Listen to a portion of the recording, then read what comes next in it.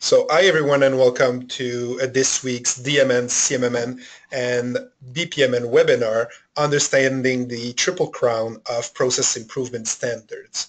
I will pass the end to my colleague Omar, who's going to do the presentation, and I'm going to come back at the end for a quick Q&A session. So Omar? Thank you, Simon, and thank you to everyone joining us again today after our short break. And to those of you joining us for the first time, welcome aboard. Our last webinar in the series was a little over a couple of months ago, so as a reminder of the key points that we covered previously, we discussed that digital transformation is in reality business transformation, and that business user involvement is essential in growing and improving the enterprise. We also discovered how new tools are enabling business users to participate in and lead the business transformation process. Today we have a few different but closely related key points we want to make. Specifically that the experts are all agreeing winter is coming and digital transformation is inevitable. So are we really ready for it? Secondly, new enterprise software is transforming the digital business scene by offering new solutions to familiar problems. And finally, we'll go over how the next generation BPM tools, BPMN, CMMN, and DMN are enabling workers across the organization to bridge gaps and really collaborate on the business transformation process. In today's world, every organization is trying to transform itself to a digital enterprise. And in doing so, they're adopting all sorts of new technologies like mobile, cloud, social, big data analytics, and Internet of Things, or Internet of Everything, depending on which school you belong to.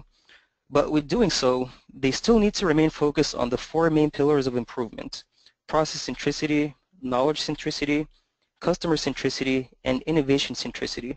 And it's very important not to confuse buying new technologies with real digital transformation. Another thing to take into account is that in reality, an organization is nothing except extremely complex relationships and interconnections between different teams and stakeholders. These stakeholders belong to different teams, they have different focuses and backgrounds, and when companies are really undertaking these transformation initiatives, they want to utilize all stakeholders at their disposal, all of which come to the table with different ideas, different knowledge, and yes, even different biases as to how things should be done. Hand in hand with stakeholder biases, a silo mentality can often occur in an organization.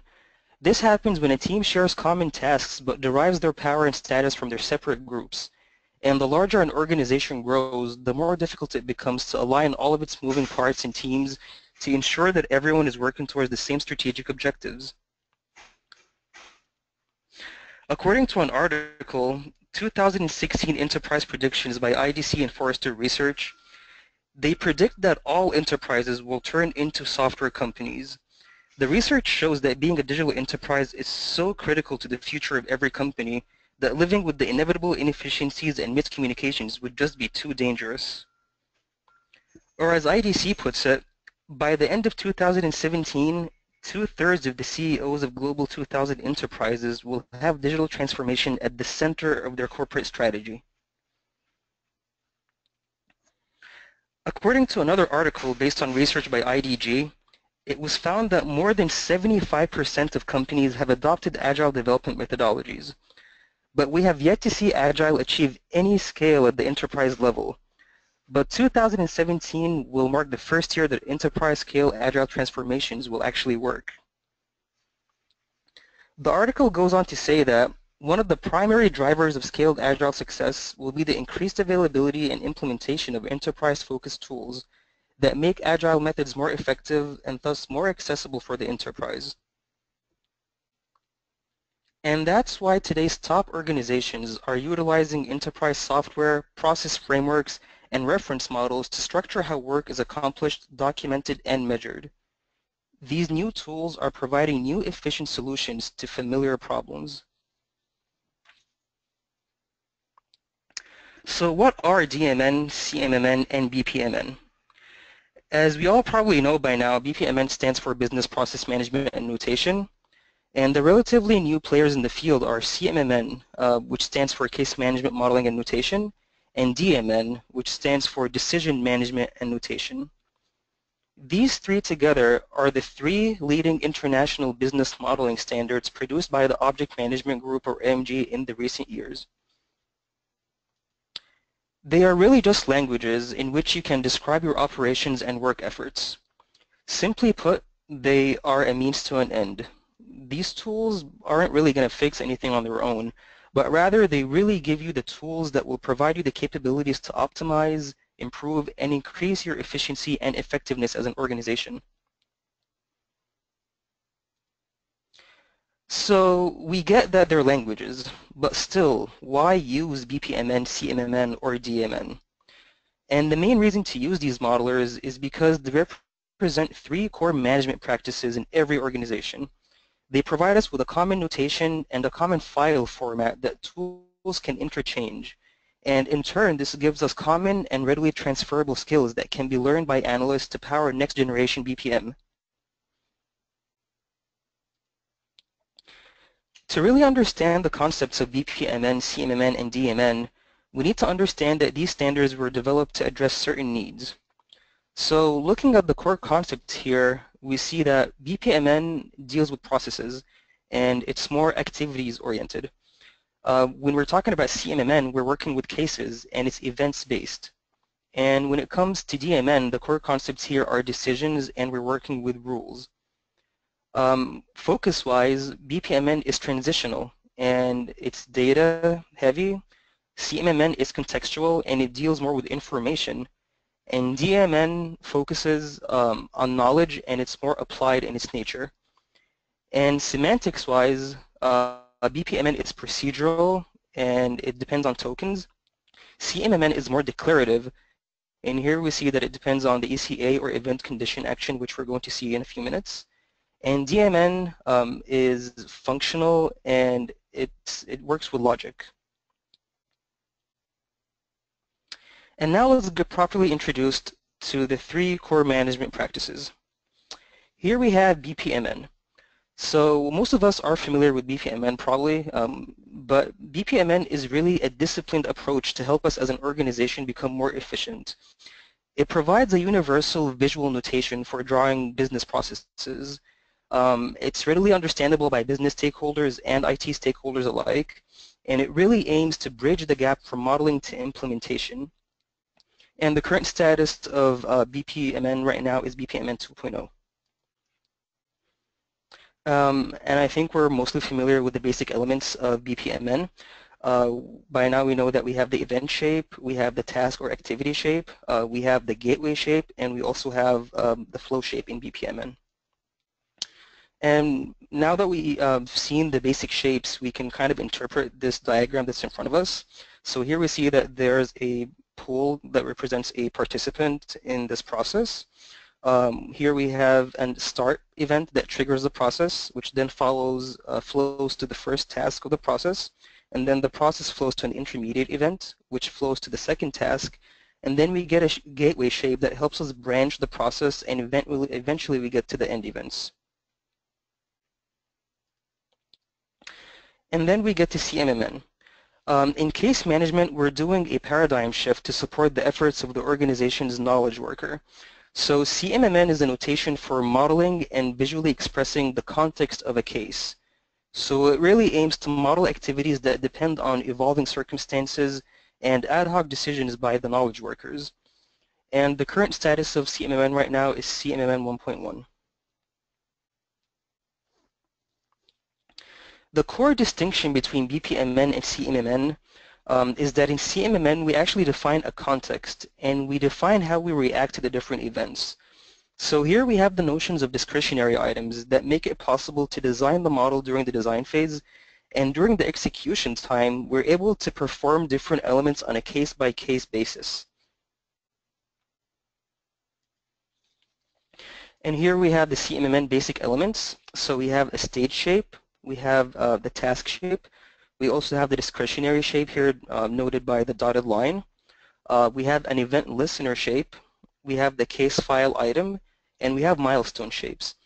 And at the bottom here we see the ECA, which is the event condition activity that we saw during our analysis of the different standards.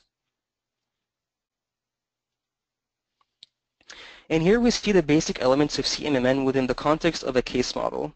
So on the left side, we see the timer event circle, and this tells us that when the event happens, the condition is met and the activity will start. Beneath it, we see a condition-based activity where a condition alone triggers the activity. We also see a number of discretionary activities here, noted by the dotted lines, which tell us that these activities can be included in the case if needed. And on the right side of the diagram, we see the milestone shape, and we also see that there is a user event shape. And these two shapes tell us that if their conditions are met, then we can just go ahead and close the case.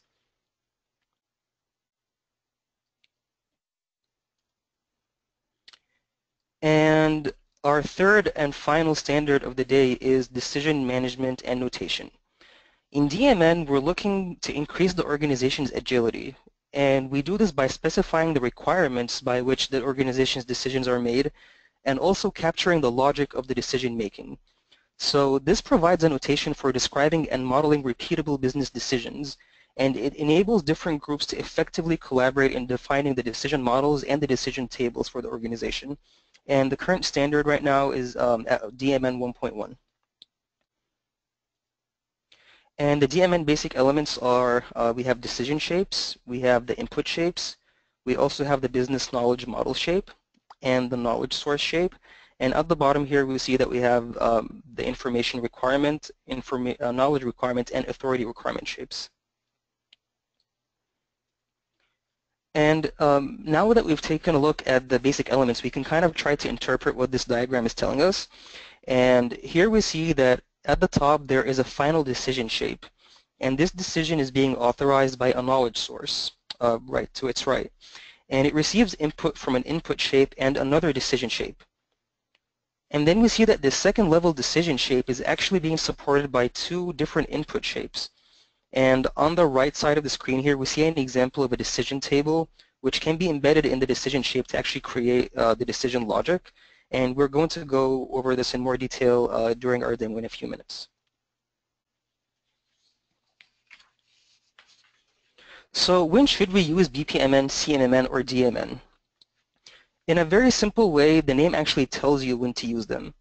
So BPMN is about processing and prescribing the sequence of activities in the process. CMMN is more about management of a context and events of a certain case. And DMN is more about deciding and creating the decision logic. As we covered before, there are many different types of work efforts in the organizations. And we can use each of these different standards to document and model specific work efforts. So for instance, if the work efforts you're trying to describe are variable, meaning that they're mostly alike, but there's certain little differences between them, BPMN would be a good contender for working on modeling that. When you get into the unpredictable territory, where some things happen that you're not really prepared for in your design, then it might be a good idea to start implementing CMMN. If not only CMMN, then you might want to combine CMMN and BPMN together. And when something is emergent in nature or like highly circumstantial and you can't really figure out what the sequence of events will be, then this is something that you definitely want to utilize more of the CMMN modeling for. And at any point, you can utilize DMN with both BPMN and CMMN to embed your decision logics and your decision tables in there as needed. And those are how these three work in different situations. And here are some best practices or telltale signs of when you should use BPMN, CMMN, or DMN.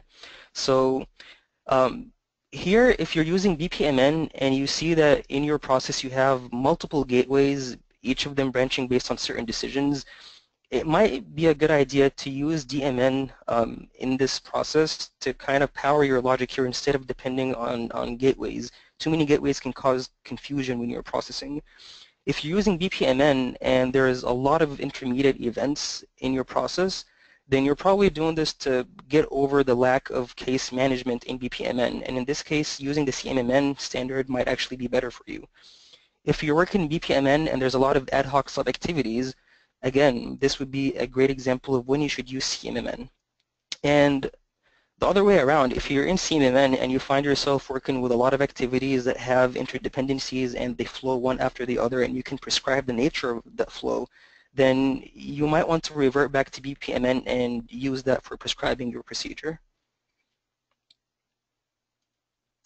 And what we get when we utilize these three standards together is the next generation BPM. Next generation BPM is the way to improve your organization and make it more agile, intelligent, and contextual. And the Trisotech Digital Enterprise Suite actually delivers this all. So the Trisotech DES is an enterprise toolset that was developed with the future of business in mind. And the DES is currently the only tool available that links these three standards, BPMN, CMMN, and DMN, in the same package. And now we come to the fun part, our use case presentation today. So EURent is a fictitious company like we covered in our previous webinars. It's a car rental company that operates in North America and Europe, and it competes with companies like Avis and Hertz. So today we'll see an example of how they use these standards to optimize their work efforts.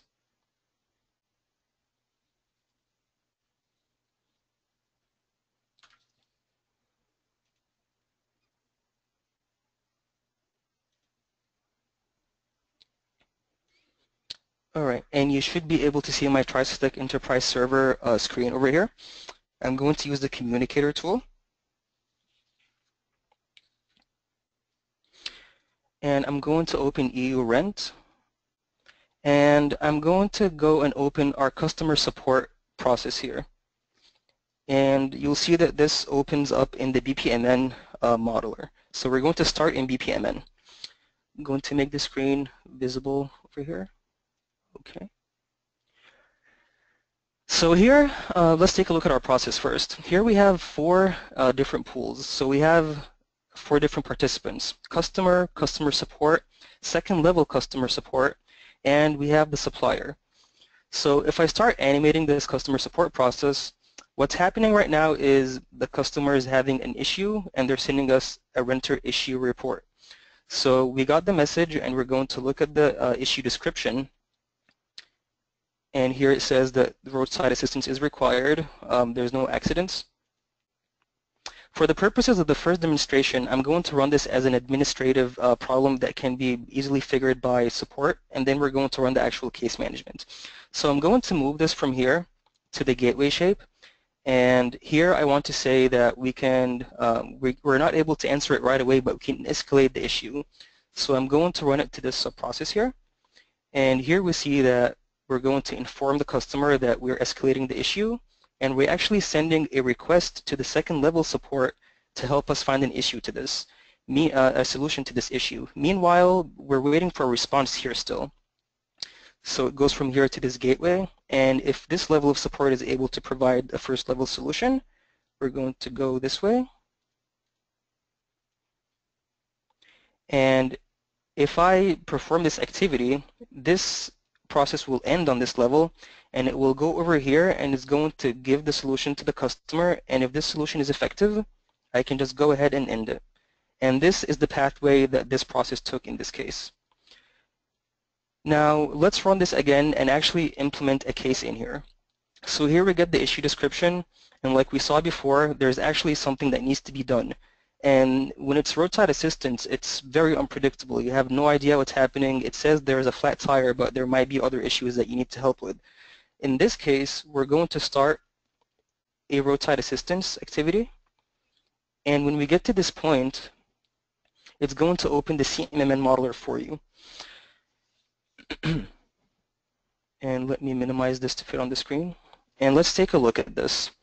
So this is the CMMN context over here, noted by this folder shape. And all these events and activities are within the case. So here we see a discretionary stage, which means that at any point I can start the activities in this stage.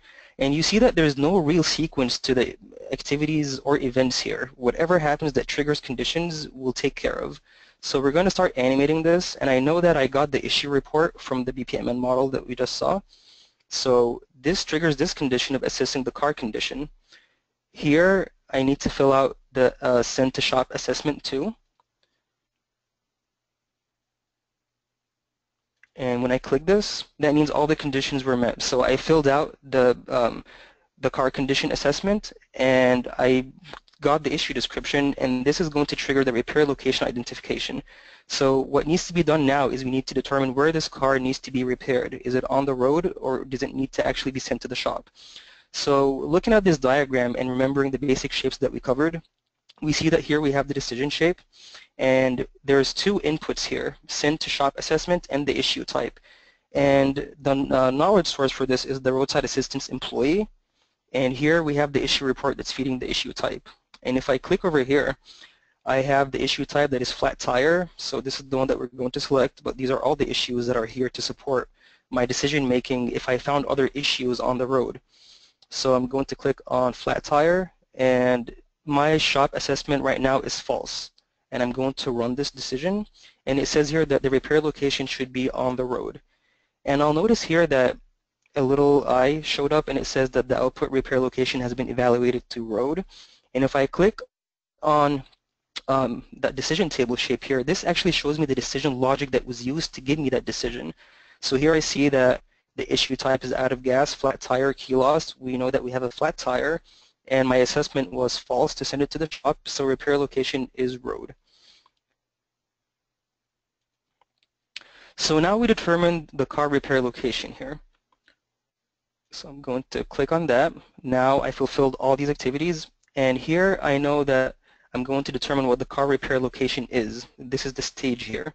So I'm going to click over here, and since I know it's not going to be repaired in the shop, it's going to be repaired on the road, I'm going to click over here, which opens all these possible activities for me.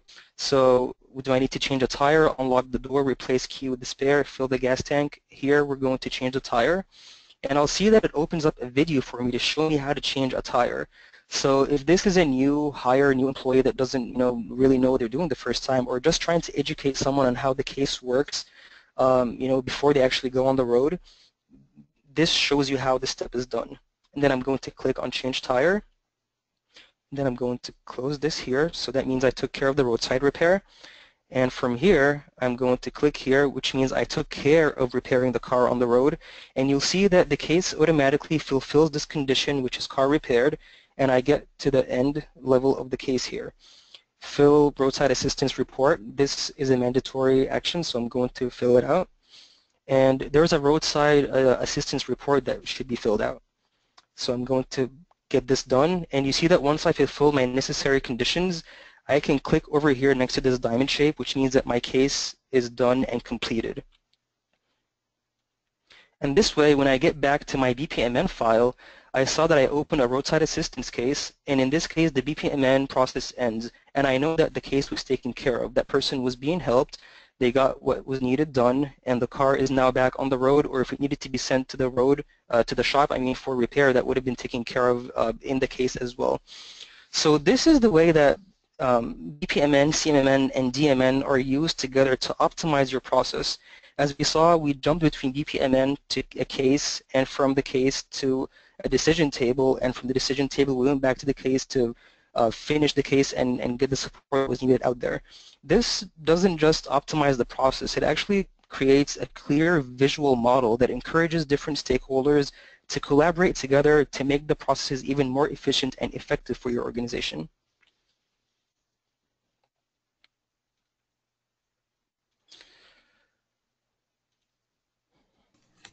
All right, so to sum up what we covered today, we covered that the experts all agree that digital and business transformation is coming, and that companies better start preparing for the future.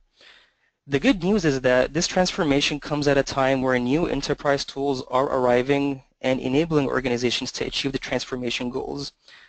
Next generation BPM, like we saw, depends on these new standards and creates a more agile, intelligent, and business-focused process and organization. And companies that adopt these new tools and work towards the transformation will finally start to see their enterprise-scale agile transformation efforts at work.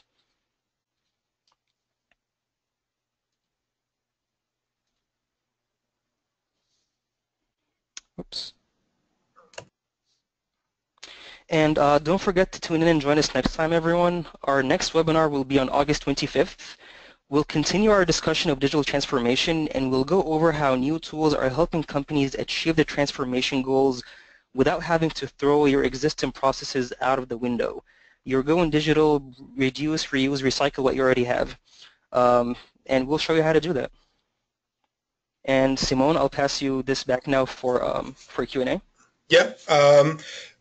I had a few questions during the presentation, actually 3 of them that were more like aligned. People were wanting to know if you would be able to share the slides and or video with them. So Absolutely, absolutely. I'll share both the slides and the video after in the email blast that we'll send after. Okay, perfect. I already have another question of someone asking, how would you take that model and develop an application with it? Develop an application with it. I'll be more than happy to schedule a separate call to actually go over more technical questions and specific use case questions with anyone. My email is at the bottom of the screen here, so feel free to email me and I'll be happy to answer that question. Okay, so maybe a less technical question here. Someone is asking about what versions of the BPMN, CMMN, and DMN standard did you use for that presentation? So I was using Trisotech Digital Enterprise Suite, and currently the current standards for BPMN is BPMN 2.0. For CMMN, it's CMMN 1.1, and DMN is DMN 1.1, and Trisotech currently has the latest standards for all of these standards. Okay. I have a lot of questions coming in, so I'm sorry we're not going to answer all of them live, but I'm going to send all of your questions to Omar, and he's going to be able to answer them offline. Maybe we'll have time for a last question, Omar, because we're already at the time. Yeah, absolutely. And everyone, please feel free to reach out to me on my email as well if you didn't get your question answered right now. But go ahead, Simone. So someone said this looks to be browser-based. Is it a cloud solution that Trisotech is offering? Yes, we do offer cloud-based. If you need it to be, on-premise, we do that, but it's mostly cloud-based, and it is HTML5 accessible. So any browser that you have, this works on. Okay, perfect. So I have about 4 or 5 more questions I'm going to send you for them to be answered offline. You can take the next few seconds to type any more questions that you want answered, or you have Omar's email address there for more questions. We don't want to hold everyone online. So I'll give you the famous last word, Omar.